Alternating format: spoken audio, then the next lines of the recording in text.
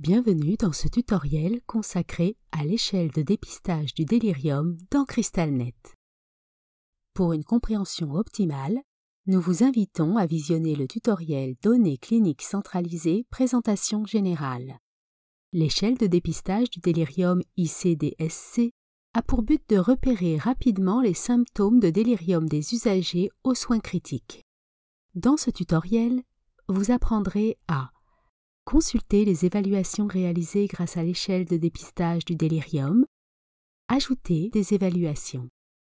Dans l'onglet « Tableau de bord » du détail de l'usager, vous verrez s'afficher la tuile « Évaluation neurologique » qui contient la dernière évaluation de délirium réalisée pour l'usager dans les 365 derniers jours. La date et l'heure de l'évaluation s'affichent. Si, lors de la dernière évaluation, le niveau de conscience de l'usager était jugé insuffisant, un message s'affiche à cet effet.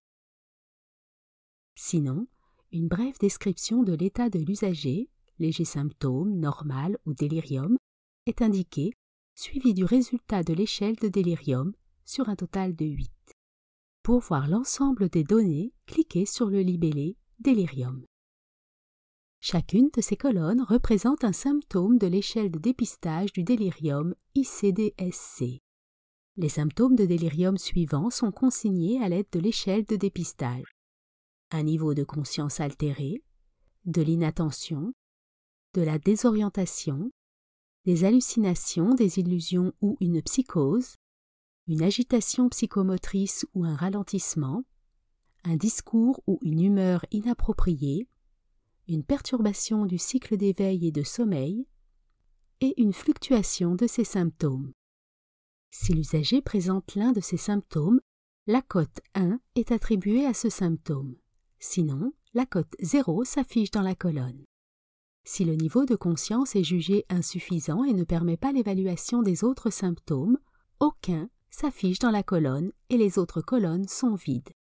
Le résultat de l'échelle de dépistage de délirium est indiqué dans la colonne « Total ICDSC ». Cliquez sur l'infobulle dans l'entête de la colonne pour connaître l'interprétation du résultat. Finalement, cette colonne indique les initiales de l'intervenant ayant saisi l'évaluation.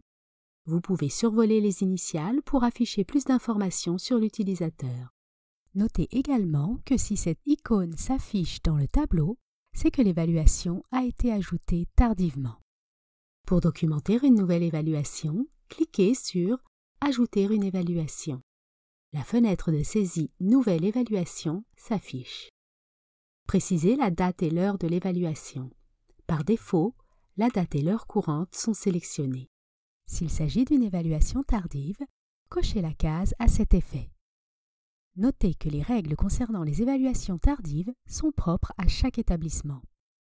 Indiquez ensuite si l'usager présente une altération du niveau de conscience. Si le niveau de conscience de l'usager est jugé insuffisant, il est impossible de poursuivre l'évaluation. Si son niveau de conscience permet l'évaluation, cochez tous les symptômes s'étant manifestés de manière évidente chez l'usager au cours de la période ciblée pour l'évaluation. Si vous n'avez observé aucune manifestation d'un symptôme ou si l'évaluation d'un symptôme est impossible, ne cochez pas l'élément. Au besoin, cliquez sur l'infobulle pour obtenir plus d'informations sur un symptôme. Cliquez sur « Enregistrer » pour valider cette nouvelle évaluation ou sur « Annuler » pour annuler la saisie. Le résultat est calculé automatiquement et s'affiche dans la colonne « Total ICDSC ». Ceci conclut le tutoriel portant sur l'évaluation du délirium dans CrystalNet. N'hésitez pas à consulter notre base de connaissances pour en savoir davantage sur les diverses fonctionnalités de CrystalNet. Nous vous invitons également à visionner nos autres tutoriels, disponibles à la fois sur notre chaîne YouTube, sur notre site web et sur notre base de connaissances.